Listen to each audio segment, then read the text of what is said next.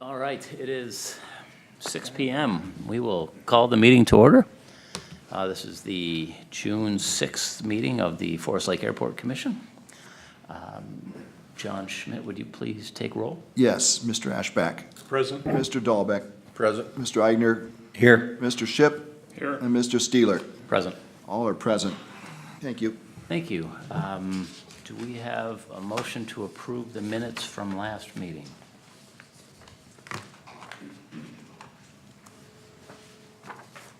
Mr. Chair, I'll make a motion to approve A motion, minutes as presented for the last meeting. motion from Mr. Ashbeck. Is there a second? I'll second. Any discussion? All in favor? Aye? Aye. Aye. I will abstain. I wasn't here last meeting. Yeah, Aye. so noted. And Mr. Dalbeck abstained.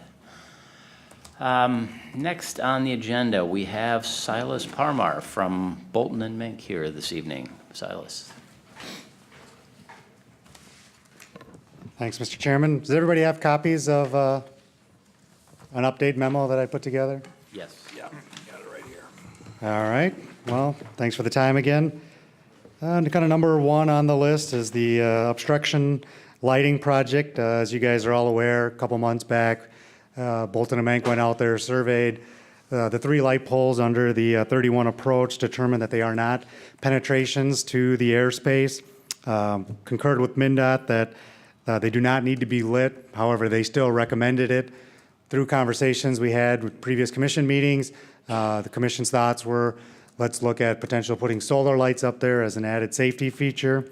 Well, since that time, Mr. Undum has received an email that you can see on the second two pages from Dan Berner, who's the state engineer for the Forest Lake Airport, stating that $10,000 in state funding has been programmed for City of Forest Lake to proceed with an obstruction lighting project if they so desired.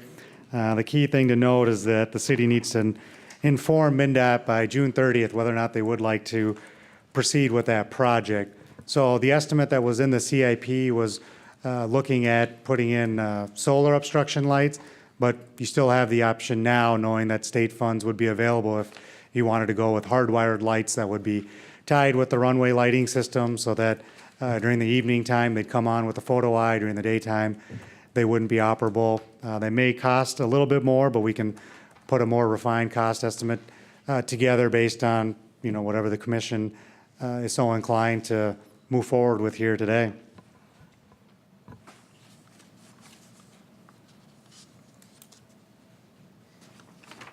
The cost estimate of $10,000, were you able to confirm that we can do this project for that budget? If you went with the solar lights, yes. The hardwired, I haven't put the numbers together, but I think it might be still in that ballpark.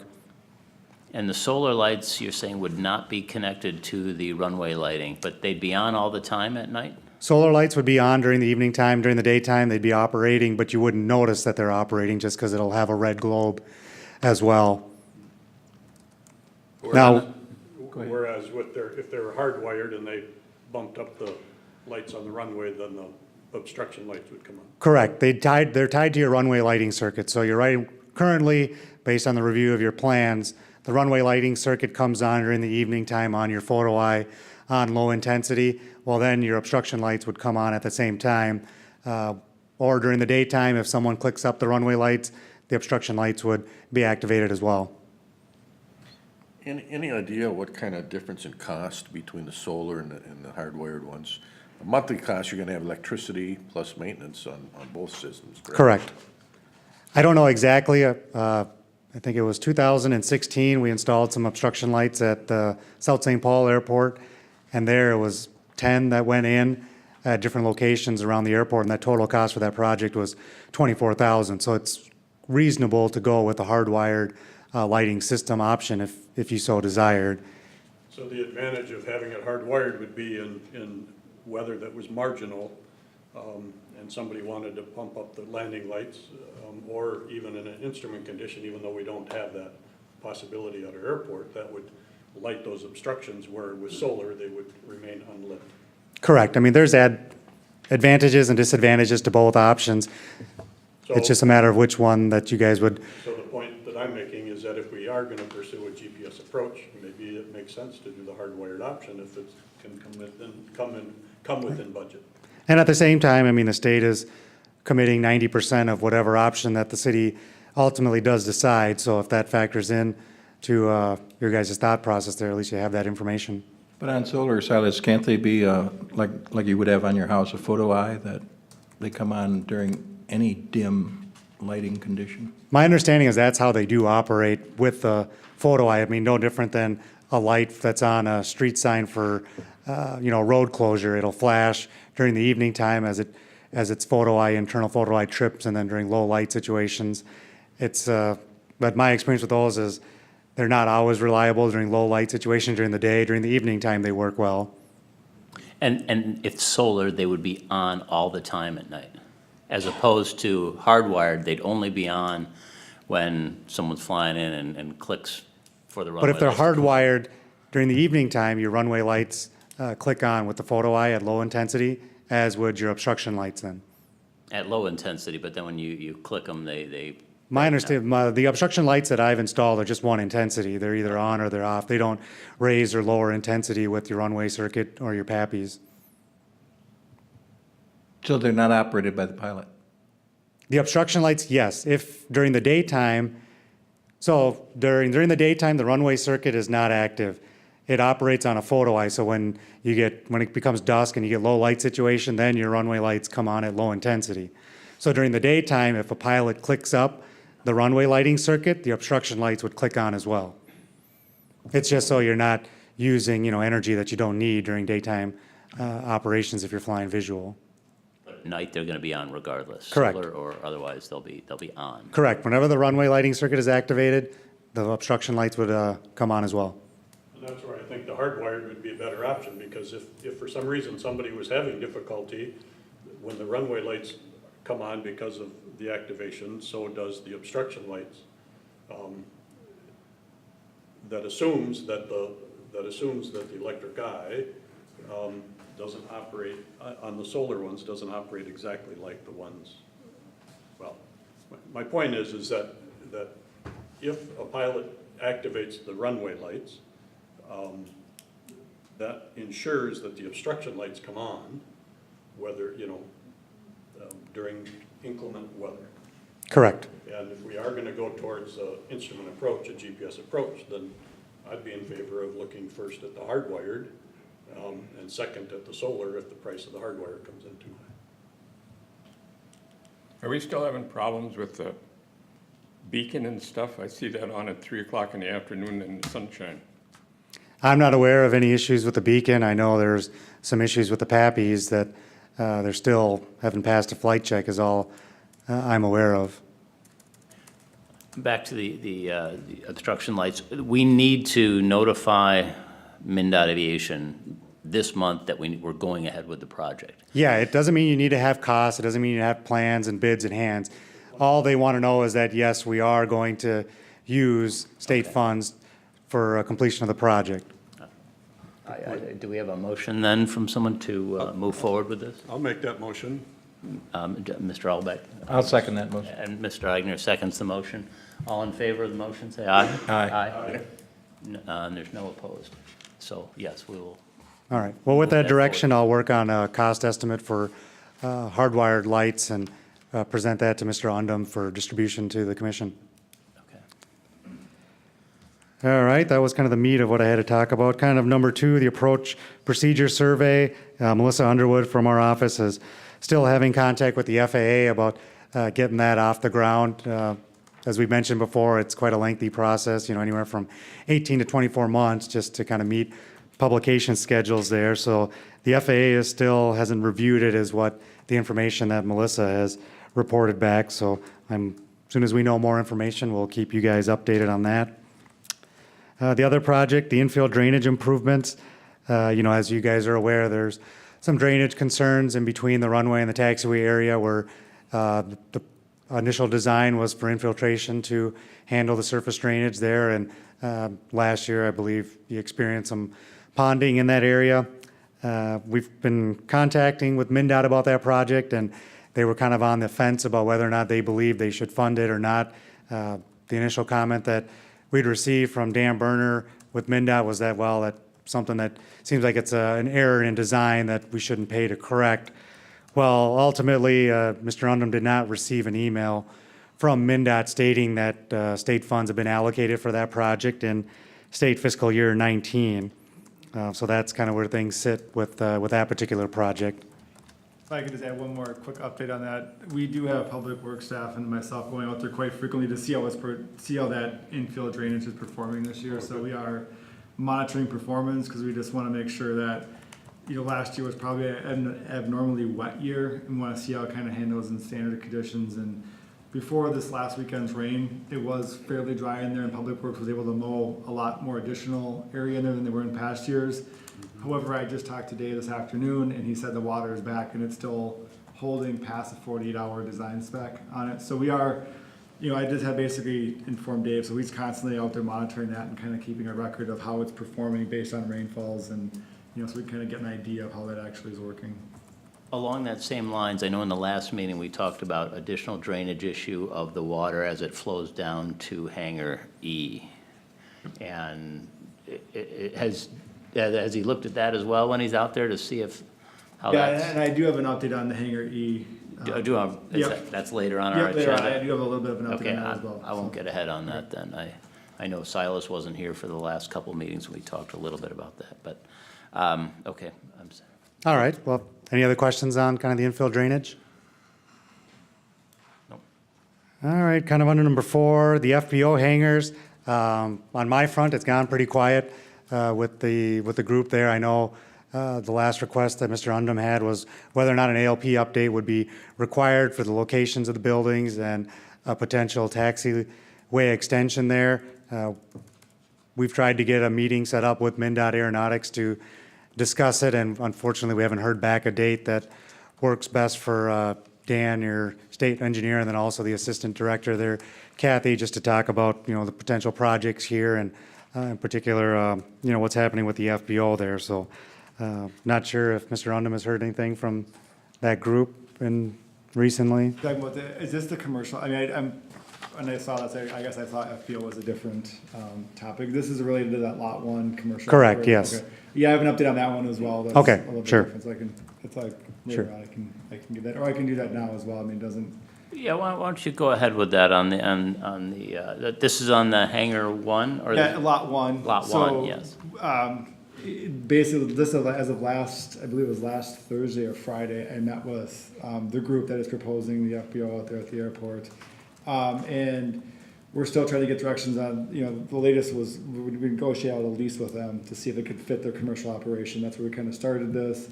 Set down the negotiations, and we're still trying to figure out whether they're gonna do a Lot 1 redesign or use the existing Lot 1 as it was laid out with the current, per the current lease. So through some discussions, some back and forth, they actually did, kind of look at what the cost would be to do the potential layout, to do big adjustment that's proposed, or to build on existing Lot 1. They came back at the end of the negotiation and said, you know what, we're just gonna, rescale our project back to fit the existing Lot 1. So some of like the ALP adjustments, all the other kind of watershed, potential impact, the impact layout is no longer on the table anymore, because they basically said, we can redesign our project to fit existing Lot 1, and then if they decide they need to expand, potentially the airport would be kind of in an expansion phase, and some of those additional lots could be already kind of in process at that point. But there was kind of some back and forth of how that project's gonna look, and at the end of the day, they actually said, you know what, we'll just make Lot 1 work, because they kind of realized as you open up and do a redesign, there's a potential for watershed improvement, there's a lot more dirt work that needed to be done, so they kind of said, probably more economical for them to do Lot 1 as exists. So we're just kind of at the point right now where just kind of going back and forth with the group just to kind of finalize some of those fine points of the lease, and we'll hopefully have the updated lease terms to council here at the next council meeting for consideration. And they're kind of, at this point, looking to get some plans in front of the building department here to get that moving forward. So it sounds like, barring anything that, kind of comes out of left field in this one is kind of progressing towards a project being able to be launched here relatively soon. Okay. Anything else? No, any other questions? Anybody have anything else? No? Thank you, Silas. Thank you. Ms. Mr. Undum, you have any progress on the Pappies? I do not. No update. Not, anybody else have any No. progress information on the Pappies? No. Mr. Chair, if I could, Yes. just for clarification, Silas, you have not heard back from MnDOT Aeronautics, or you've heard back and they're just still struggling in getting the equipment to work? In regards to the Pappies? The Pappies, yes, sir. When I talked to John Schroeder on the phone, he said, they were working on replacing the control panel, and he says, once we get those replaced, and then he went on a little rant about, doesn't know what's going on, why they've done 6 or 7 flight checks, I believe he said, and for some reason, they just can't get the system dialed in, but he's been working on it diligently, so he said, we'll get it to work eventually, and that was, the latest extent, so he's aware of it still. Thank you.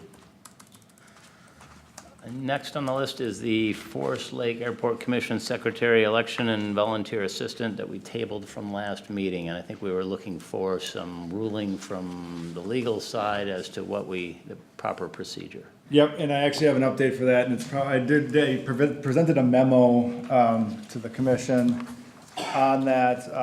Apologize for kind of the last minute on this one. I was actually on the phone with the city attorney about 45 minutes, this afternoon, kind of finalizing kind of the approach to what the project will look like. Let me cut in.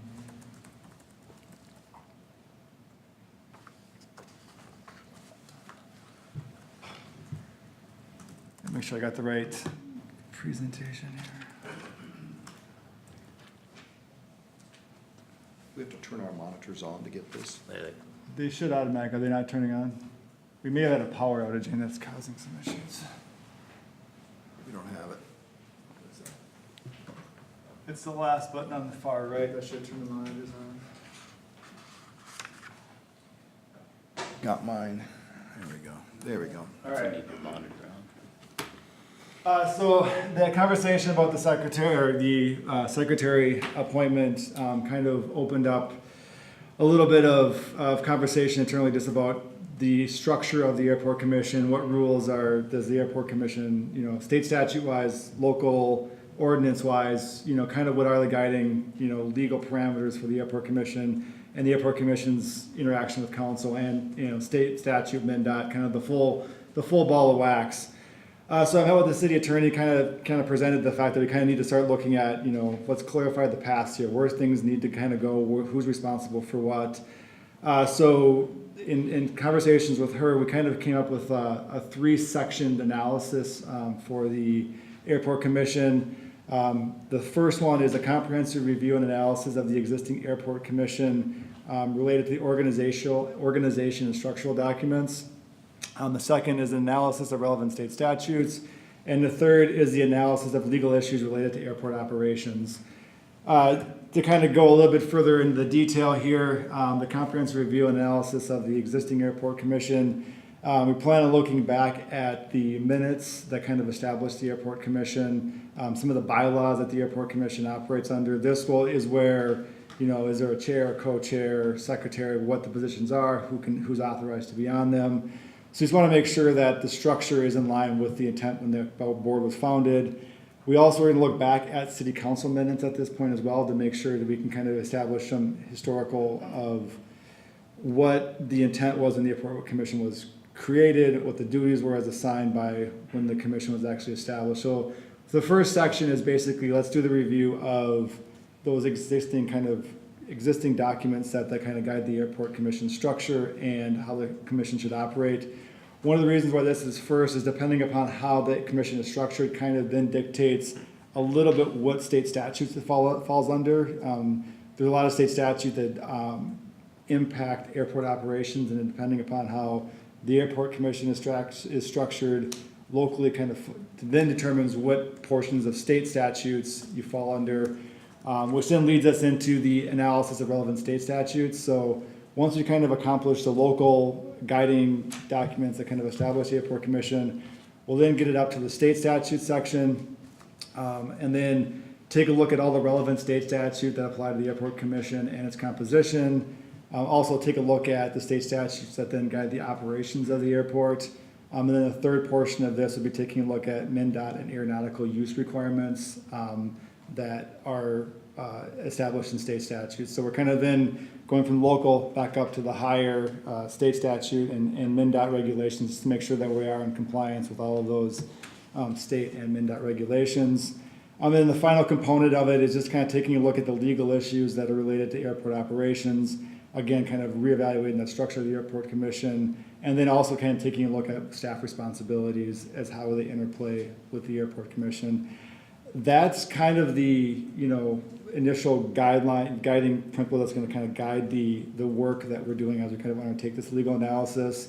Again, kind of the end of the day, the bullet point to take away from this is we're basically trying to figure out a project comes forward, like a grant application, who's responsible for signing it? Just want to make sure that we get that cleared out. So any kind of project that comes forward for the airport commission, that we have a very clear path of who is the responsible body to sign off on that and make sure that we're not in any violation of state statutes at the same time. So that's kind of what we're proposing at this point. We're happy to take a look at if there's anything else additional the airport commission wants us to evaluate. We're happy to add that in at this point. But that's kind of the path and kind of the work plan that we're kind of looking at starting on, and hopefully again set those clear channels, those clear paths for approvals of use guidelines, leases, all that stuff, and kind of get all that cleared out and get the clear paths established. What's the timeline on, do they think, for?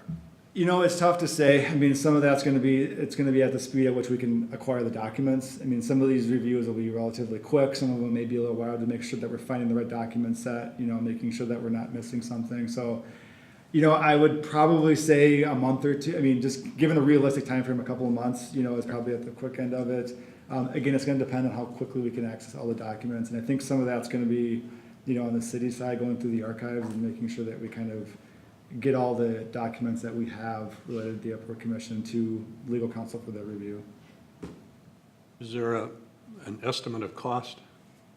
Again, that's going to be dependent upon, how much time they need. Some of these analyses, like I said, are relatively straightforward. It's pretty quick once we kind of establish, where we set the state statute stuff should be pretty quick analysis. So I don't really have a cost estimate at this point, but can kind of take that next level dive with the city attorney and kind of say, do you have a ballpark where this will be? We kind of just wanted to at least establish some of the guiding principles as to what's going to oversee what we're looking at, kind of help then set, some of those other costs as well. Thank you. Is that cost gonna be charged to the airport? We'll figure that out. I mean, at this point, some of it will, be charged back as legal expense because we're trying to establish, those pathways and make everything clear on that. So some of it will be charged to airport commission budget. Some of it, will also be probably on the city side as far as, depending upon the amount, we'll take a look at, where we kind of land at the end of the day in terms of the whole cost of the project. And in the meantime, we'll operate as we've been Yeah, operating. I mean, in the meantime, this basically has no change in operate. I mean, we're just basically looking at, again, this kind of clears kind of all the misconceptions out and gives us a very clear definition of where everything falls. Good, that's good, okay. Number 6, Hangar E drainage and gravel. I've got an update on this as well. Basically, I talked to Dave Adams, the Public Works Superintendent, and he is ready to deliver gravel at any point out to Hangar E. If I give him a call, he can get a dump truck load of gravel out there. I know there was some conversation that a few of the members of Hangar E were willing to do the spreading of the gravel around. We just need to let me know when you want that gravel delivered, and we can get the truck out there, relatively quickly to get that gravel delivered. So I know the Hangar E, owners had basically they knew where they wanted to go with it. They had expressed that they had the equipment to move it around. They just needed the gravel delivered. So we're ready to go. As soon as we get the word, we'll get it out there. Okay, great. Next on the agenda, number 7, fuel levels. Do you want the word, do you want a motion right now to deliver gravel, or when does that word come? I guess, ideally be a space where they want to deliver it out there, so we're not putting it in a corner, and if they're gonna move it over here, we'll try to get it set up. I would just, From the floor, I take it you're with Hangar E? yeah. Would you please speak to the microphone and, yeah, we'll set up a time frame on this.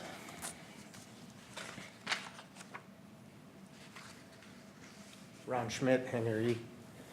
Yeah, anytime you can get it out there, we'll get it moved. What we'll do is we'll put some type of cone, so if you can just dump it in a cone area that way, we can move it, but it's not gonna obstruct anybody. And we're kind of figuring, I don't know what, size trucks you're gonna bring out there, but, 8-yard, I 5-yard. have no, my guess would be So let's standard. just see what, just bring a load, let's Yep. just see what it does. Yep, yep. That's probably And the we'll starting get point. it We can- moved and grade it. Yep. Should, And then try to work with some of the drainage and positioning that and fill in the ruts. The ruts are really the big issue. Ron, would you be able to give Mr. Undum like a cell phone number that Dave Adams could contact you to? Will do. Just to make sure, We'll do. Yep, yeah, and I'll we don't just- want to yep. obstruct anybody's hangar when we're, Nope, Yeah, but that- I'll, yeah, I'll that make thing sure too. that there's a bucket out there and it's placed in the Yeah. appropriate that spot. would be really helpful. Yep, yeah, as soon as we get the word in the delivery spot, we'll get it out there for you guys to spread out, so. Okay, just let us thank know. you, that would be great. Thank you. Regarding fuel levels, I've been told by Dave that those gauges on there are not accurate, but I do know that they just filled up the tanks here in the last couple of days, and the price of fuel went from $4.27 to $4.50.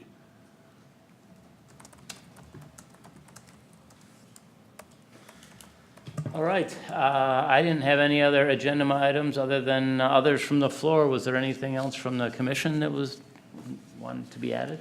No? If Oh, if I Mr. could, Ashbeck. just, Yes. everybody received that email regarding the traffic pattern altitude. The FAA had, they updated the AIM manual, and the standard pattern altitude is 1,000 feet AGL. And that, since that's the standard, they were no longer, the FAA is no longer going to store that 1,000 feet that Forest Lake has for a standard pattern altitude in the database anymore, because they refer to AIM manual for that, so. Okay. Anything else from any of the commission members? No. We'll take others from the floor. Who would like, I know Mr. Schultz?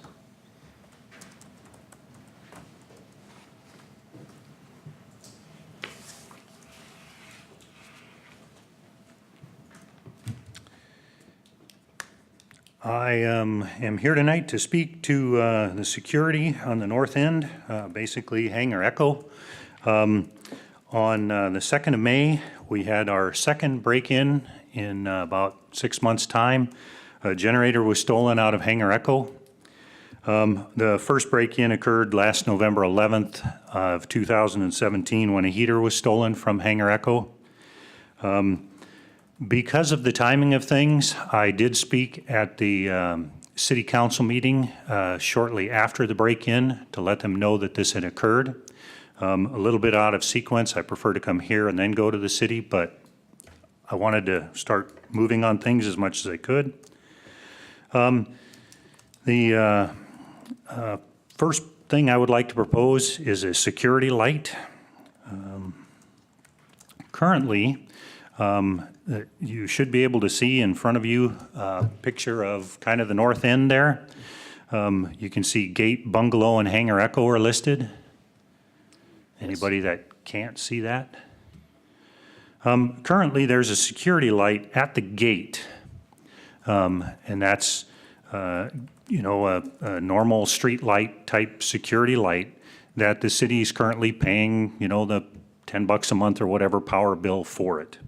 I propose that we move that to the end of Hangar Echo. Yeah, it's approximately a 400-foot run. I spoke with Excel. The cost of that is based on the number of poles that they plant, and it's about a $1,250 cost to plant 2 poles and bring that from where it's at to the end of the hangar. So anyway, that's my first recommendation for improving the security is to get us a street light down there. Jim, was there a cost for 2? Did you talk to him if there was to be 2 lights? I did. I don't recall what the other amount was, but basically it'd be another pole at the other end of the hangar. Is that what you're thinking? Yeah. Yep. That would be wonderful. With one light, we're able to cover kind of 2 sides of the building at best, so Put a couple of outlets on the pole? that's, well, There we go. I like your thinking. About another I- $7,000. Yeah, and that's about right. It was, I asked about electrifying the building. They said it was about a $10,000 cost to electrify it. They didn't seem to think there was that much cost difference, whether it was underground or overhead to electrify the building. But anyway, for the one-time, all-time, low-time cost of about $12.50, we can at least get one security light down there. And the second item, I just wanted to think about doing some physical security, and that would be using some Jersey barriers. Now, we used to have 8 of those around the fuel pumps on the north end, so I don't know where they went. I'm guessing the city's got them in use somewhere else, or they've got some others. But anyway, when I talk about Jersey barriers, it's common construction thing like what you see in the photo there. That's what the term I'm using. Where do you propose they be placed, and the effective, why would they be effective? Thank you for asking. Have a look at the slide in front of you. Off to the left side, you can see there's, well, if we start kind of from the center of the photo, you can see Tom and Kay's old house. As we come toward the bottom of the photo, there's a building there. That's an old pump house or pump shed. From there, you can go a little further south following a yellow line to what is referred to as Bill's Shed. And so what I would propose is putting some Jersey barriers from the pump house to Bill's Shed, about where that yellow line is. That runs about 75 feet long. The Jersey barriers are about 10 foot. Put 5 feet between them so a car can't quite get through there. And that would make a physical barrier across there. So you'd need 5 or 6 or 7, depending on how closely you wanted to put them.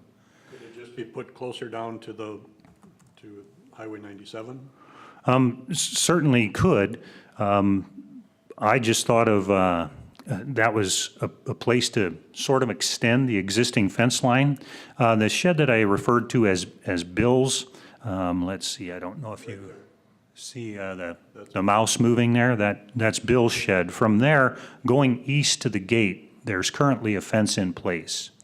And so if you went from the pump house to Bill's shed with the Jersey barriers, then you would have fence going essentially from Tom and Kay's house to the pump house to Bill's shed, down to the fence line and over to the gate. So essentially you would have a physical barrier all the way from the house to the gate on the west side of the gate. So is that gate still active down there? Is it Yep, being used? works fine. We come and go, unhook the padlock, swing it open and go in and do our stuff. Yep. Unlock or unhook? Normally we unlock and are able to use that. So anyway, that's my second idea. Put the Jersey barriers along the spot between the pump house and the Bill's shed. So you think right now people are accessing up there through that driveway? And up? Yep, come right up the driveway and go right around Bill's shed, and that's a common path. On my next slide here, let me see if I can get this one. If you look at this slide, it's basically the same area. You can see how there's the driveway coming up by the house, and before you get to Bill's shed, you can see how a pathway goes off to the east. That's remaining north of the existing fence line. And if you continue to follow that by that nice tall pointy tree and curve around toward where it's labeled gate, you can actually see where the path goes across the drive or that entranceway around the end of the gate and onto the road. So it's kind of slick. You can come up either driveway, get around the gate nicely and get back there and take our generators and heaters. This brings me to my third recommendation of putting some Jersey barriers on the east side of the gate. Rather than simply extending the fence 1 or 2 barriers and then use the crop as the rest of the physical deterrent, as you can, in past years, we've had a hunk of a phone pole laying out there. Somebody has moved that out of the way, and you can see the pathway that was caused by the absence of the phone pole. So I would recommend 3 or 4 of the Jersey barriers starting at the east end of the gate and then extending that back northward about 40 feet. And that would make it so you can't just drive up to the gate, move over 6 feet, go around, and continue down and take our generators and heaters. But rather, that would give a physical barrier that backs up toward the highway, increasing visibility for, security, police or whatever. You got to work harder to get around it, is my point. And so if this were the case, basically from the house to the pump shed, to Bill's, to the fence, to the gate, and then back going toward 97, we'd have physical barriers. And that would essentially be for the cost of $1,200 for a light and 8 or so, or whatever the number might be, 10 maybe, Jersey barriers. Dan, at one time, I remember there was no purpose for those barriers that we had at Forest Lake around the fuel system. I don't know if Dave found a purpose for them or not. I'd have to look into it, I don't know.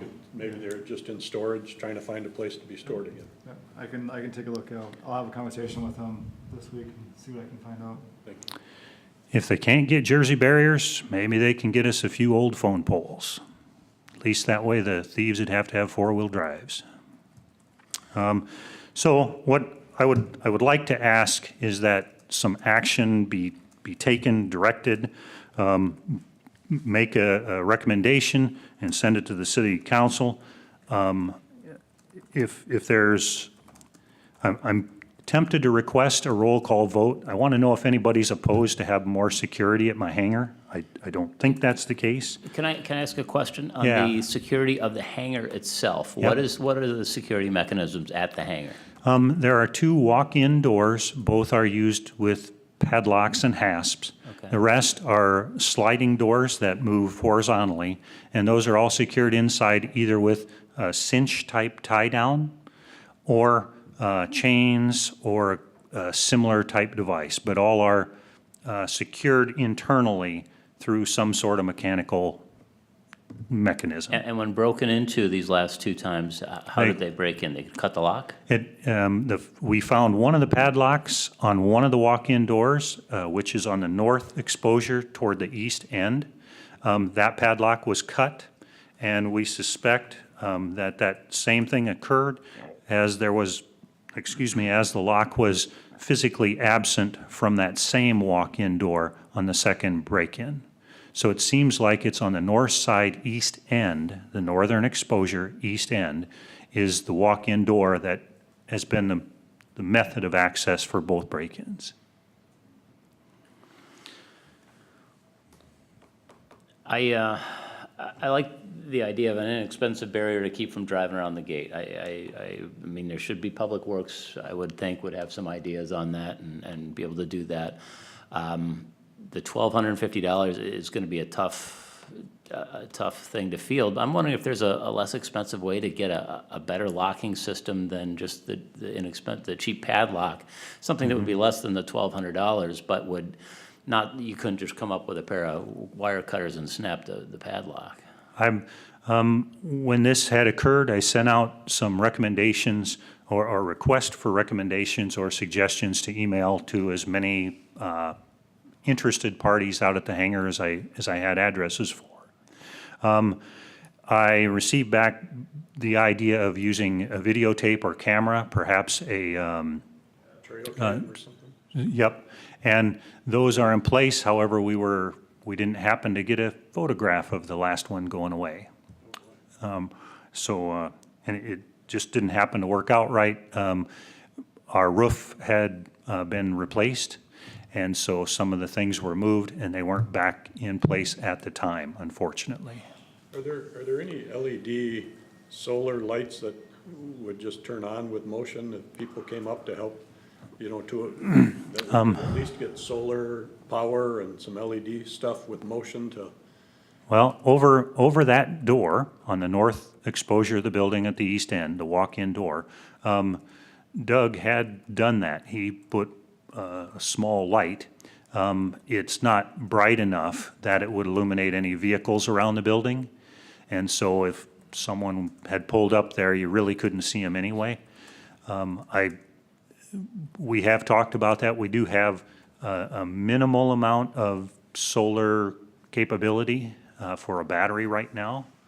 But anyway, we've just got the one little light over the door that's been added after the first break-in. And it's just not enough to illuminate it. So anyway, I'd like to try to move it forward. I'd request that you put it on as a continuing, this North End security as a continuing agenda item until we get something accomplished up there. I don't feel that it's suitable to wait for next year's CIP.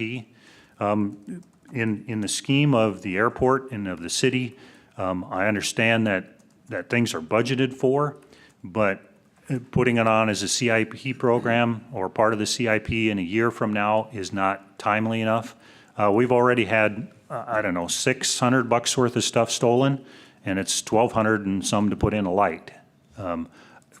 Had we known that stuff was gonna go, we'd have probably paid for the light ourselves. I mean, I don't think it's quite right for us to be paying for a light, but, I mean, it won't take them breaking in and taking much more stuff to cover the cost of the $1,200 light. And so in the scheme of things, that's a fairly small cost, and I would hope that the city would be able to find that somewhere. Okay, any questions? Okay, thanks. Jim, did you have anything on the damage that was done out there by those people that put that roof on? Did that got taken care of, or who in the city is responsible for watching that stuff? They did a lousy job of putting that roof on. They put some halfway, a few 2x4s when they had it off would have fixed it all right, and they just patched it up. There's nails coming through that didn't hit anything. You can see light up through the new roof, and it's bad. It's just stupid. They spent so much money and didn't get anything. As far as damage goes, I know that on Doug's airplane, there was some damage to the nose bowl, just behind the spinner. And I don't know what his current status is, but it appeared something had fallen down and put a fist-sized dent in his nose bowl. And I don't know where he stands with that. As far as the construction, it was kind of frustrating that the 16 purlins, which are 10-foot 2x4s on the west end of the building, I and several others felt that they should have been replaced at the time they replaced the roof when they were totally open and exposed. The contractor elected not to do that, and I don't know where it stands as far as city inspections, if anybody has written a check to the contractor or not. But on numerous purlins, the end of the 2x4 has literally rotted off. And so the member that the purlin is intended to rest on, the end of the 2x4 is off. It's simply not there. The only thing really holding it in place currently is some hurricane tie-down straps, which I installed after having been out there one windy day watching the roof literally rising off. Anyway, that was one concern, that the purlins were not replaced and perhaps should have been. Another one is there were numerous places where screws had just plain missed the 2x4s underneath. There were some places where 2x4s were put on as sort of a patch underneath to hold the screws, it appeared to be. I don't know, perhaps Dan can speak to that. The project was finalized out. I wasn't a It part of was. the inspection. I believe the building inspector did go out there and they did do the final walkthrough. Okay. And, you know, per the design specs, that was. you know, Okay, for the- and I wasn't involved in the specs. I was grateful that they contacted me. I was able to move my aircraft out of there during the day they were doing the section over my aircraft, which I did. I was grateful for that. But I wish they'd have had more of the screws hit the 2x4s underneath, as well as there were a couple places where the sheet metal had been kinked. It appeared someone had stepped on it, kinked it underneath, and then just screwed it down. I think those are the things that Don was referring to. Yeah, did the city supply the spec for that job? I'd have to go back and look. I don't recall if it was us or the insurance company that did on that one. I wasn't a part of that process, I mean, I can go back and take a look at who spec'd it out or what but it may have been an insurance company spec since it was an insurance claim, but I can verify that. But But our inspectors inspected it and okayed it? As far as I know, yes. Well, Dan, with respect to the blocking off of access up those roads, would it be possible to talk to Dave Adams and have him look at that when he's out there? And if he's gonna meet Ron can point out exactly what our concerns are out there. I'll have a conversation with them. I think that'd be a great first step, yeah. okay. Any other questions of me? No, Thanks. thank you. Anything else from the floor? Anybody else? I have a concern yet. The DOT sent the city a deal to get rid of the private industry out there, and I don't see anything moving on it, and I don't know how long they're gonna put up with it before they cut out state funds. And I would hate to see that happen, but there doesn't seem to be any progress. Oh, we're gonna study this, we're gonna study that. The thing is black and white, the state sent what had to be done, and nobody's doing it. How long can that keep going? I think from the city's position, I mean, we need to make sure that, you know, if MnDOT were to come to us and say, you're not doing anything, I mean, we are presenting a plan to get this corrected, you know, and like I said, the first step is the analysis work to make sure that we're not just kind of doing it. We gotta make sure we follow the right path, basically, and go through that and do that analysis work. That's why the legal analysis is there. So if, you know, MnDOT comes forward and asks what the city's doing, we're trying to clarify where the roles sit at this point, and that's step one. And I think they'd be agreeable to say that at least action is being taken. If we were ignoring it completely, I'd say the case, but we're trying to make those steps, and these processes do take some time to get resolved, and we will come to some, you know, resolution on this based on. So the review work. when did the city receive that? I don't have the exact date. Was it in the last month? No, it'd be prior to that, but, you know, I mean, again, I just find it interesting that I don't recall it being part of a prior airport commission meeting, so I was trying to understand how you know the information, but Because Maybe I Cassandra told me that she sent a letter to the here to do that, Oh. and nothing has happened. I just thought I'd ask. That's how I know about it. I just thought I'd ask how you know and why the airport commission hadn't been informed. So I appreciate you not bringing it to the airport commission, but yet knowing the letter was sent. I am bringing it to the airport commission. Today you are, yes, thank you. But the city has the letter from MnDOT and they're taking steps on it. yeah, I mean, we're responding and, Yeah. in measured terms, but we are responding back to it and starting the course, and, you know, we'll Right. get this resolved. There are steps that have to take place. Correct, and yeah, I mean, Take time. I gotta make sure, I know what path we gotta follow to get the resolution Right. there, and that's what, you know, the analysis work is gonna perform. Anything else from anyone? Yes, I would like to make a motion to have the city take a look at that $1,250 for that light pole. Do I hear a second for that motion? I'll second it. We have a motion to have the city look into the $1,250 to move the light pole up to the Hangar E. Any other discussion on it? Is that to move the light pole or add an additional Gonna light add. pole? Add, Moving an existing light to a new location. The cost is based on the number of poles, and it's approximately 2 poles to move the light to that location. so you're moving the light up to the new location. Yes. That's the motion before us now.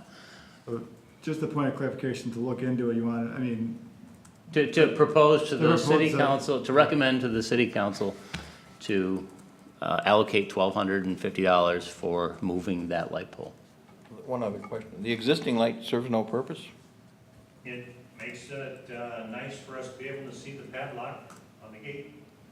I mean, the sheds used to be there, the other buildings used to be there in that area. That was a parking lot just outside of the gate. It used to be gravelled, and that was a parking area. But your car headlights would suffice for lighting that up when needed, and for security reasons, you want to light up by the hangar. Yes. So the motion is proposed to recommend to the city council to allocate $1,250 for moving the light up to the hangars. That's correct. The motion is to recommend to the city council to allocate $1,250 to move the existing light pole to Hangar E. All in favor, say aye. Aye. Aye. Any opposed? None opposed. Motion passed. Thank you. Anything else? Do I have a motion to adjourn? I'll make that motion. Second. I will second. Mr. Dahlbeck seconds it. All in favor? Aye. Aye. Aye. Meeting adjourned.